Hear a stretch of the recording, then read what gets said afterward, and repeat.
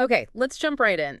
You sent over some notes from a piece called Becoming a Certified Facility Manager, and well, that's exactly what we're going to tackle today. Think of this as a deep dive just for you. Right. Our goal here is to take that source material you gave us and really unpack the key stuff about the CFM certification. The one from IFMA, that's the International Facility Management Association. Yeah, we want to break down what it actually is based on these notes, who it's for, Uh-huh. Who's even eligible according to the source. how you get it, and importantly, why the material says it's actually worth pursuing. Exactly. So if you're in facility management, or even just thinking about it, this should hopefully give you a pretty clear roadmap, drawing strictly from the info you provided. Okay, so first things first. What is the CFM according to the source material? Well, the source tells us CFM stands for Certified Facility Manager.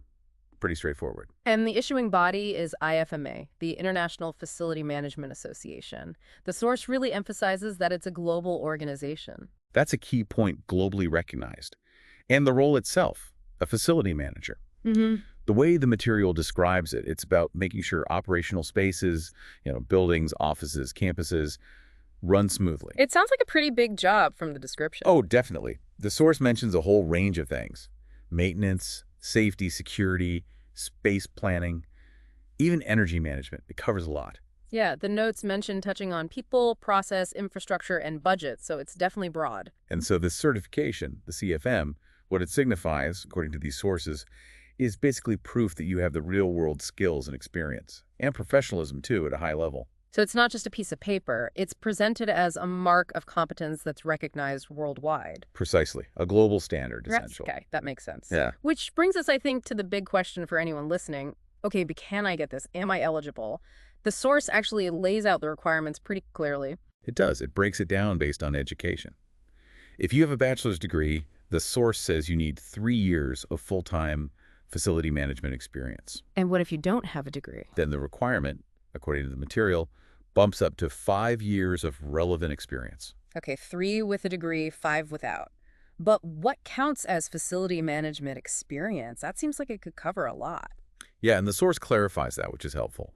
It says you don't necessarily need experience in all the different FM areas. Ah, okay. Your experience just needs to be in one or more of what they call the 11 core FM competency areas. And the source gives some examples, right? Like operations and maintenance. Yep, O&M, project management, real estate, sustainability is in there, emergency preparedness, finance, communication. Leadership and strategy, too, I think. Exactly. Those are listed as examples. So if your background involves any of those, the material suggests you're likely meeting the experience part of the requirement. Got it.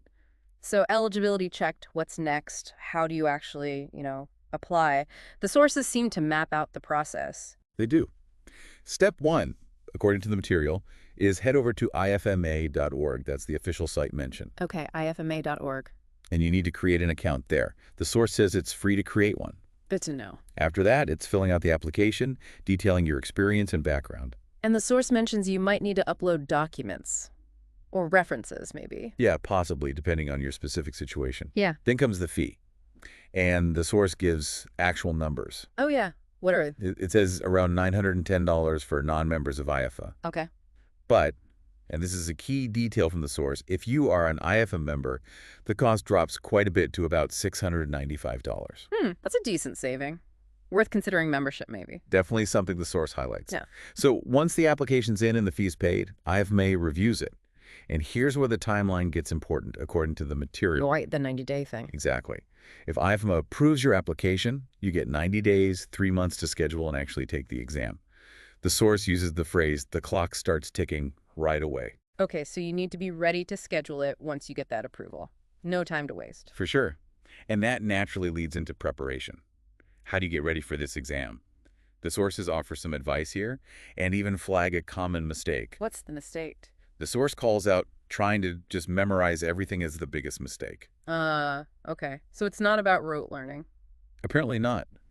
The reason given is that the exam focuses more on decision-making, applying what you know to, like, real-world situations. It's about testing how you think like a manager, not just what definitions you know.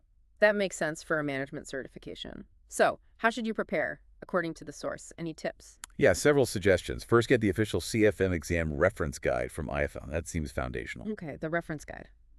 Then, really work to understand those 11 core competencies we mentioned earlier, but not just academically understand them in the context of your actual job, your experience. So connect the theory to practice. Right.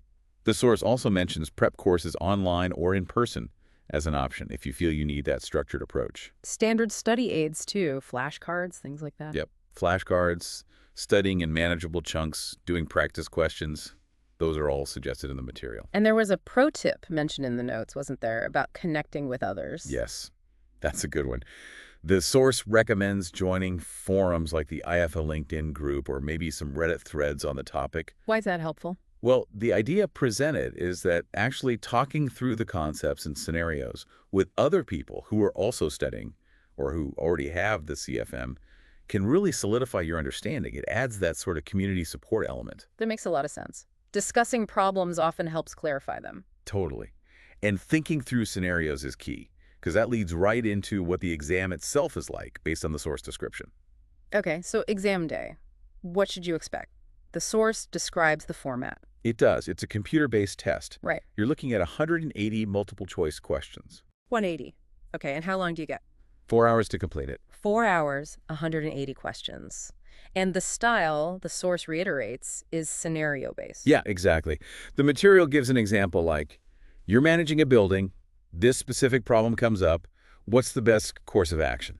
So really testing that practical decision-making, that think-like-a-manager approach. That seems to be the core focus described. And scoring, it's pass or fail. No letter grades or percentages? Nope, just pass-fail. The source mentions it uses a scaled scoring system. What does that mean exactly? Well, the material reassures you that the system adjusts for the difficulty of the specific questions you get. So it's not just about the raw number you get right. It accounts for how tough the questions were. Ah, okay. That seems fair. So you go through the application, the prep, you take the exam, and you pass. What happens then? What are the benefits according to the source material? Well, the big one is earning the title, Certified Facility Manager, which the source repeatedly calls globally recognized. And that recognition has tangible benefits, right? The source highlights how it helps you stand out in job applications instantly. Yeah, it mentions it can open doors to higher level positions. And potentially better pay, too. Yeah. Or give you more leverage when negotiating a promotion. Definitely. The source also talks about becoming part of a global network of professionals, which ties back to that community aspect we discussed for studying. Right, connecting with peers all over the world who hold the same credential. So summing up the benefits described in the material, it boils down to more respect, better salary potential, and wider opportunities. Yeah, the sources really frame the CFM as a significant career move designed to elevate your professional standing in the FM field. Okay, great. So just to quickly recap the main takeaways we've extracted purely from the source material you provided us. Sure. First, the CFM is a globally respected certification from IFMA. Eligibility depends on experience, usually 3 to 5 years in FM, depending on your degree status. The application process is online via ifma.org. And remember that 90-day window to test once you're approved. Preparation, according to the source, is key, but focus on applying knowledge in scenarios, not just memorizing facts. Use the official guide, maybe prep courses, and definitely connect with others. Right, and the exam itself. Computer-based, multiple choice, scenario-driven, testing that managerial thinking. 4 hours. And finally, the payoff described is significant.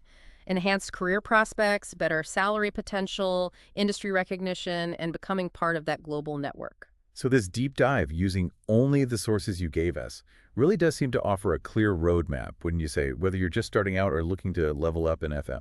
Absolutely. It lays it all out. So as you, our listener, reflect on all this information and how it might apply to your own path, here's something to think about. Building on that point the source makes about global recognition and networks, Yeah. how might actively plugging into that global network of fellow CFMs, the one the source mentions you become part of, how might that actually fundamentally reshape the kinds of opportunities and the overall trajectory you see in your facility management career? That's interesting. It pushes beyond just the credential itself to the power of the network it unlocks. Thinking about those perhaps less obvious but potentially powerful connections. Exactly. Well, thank you for bringing the source material to us for this deep dive. We really hope breaking it down this way gives you some valuable perspective as you consider your next steps.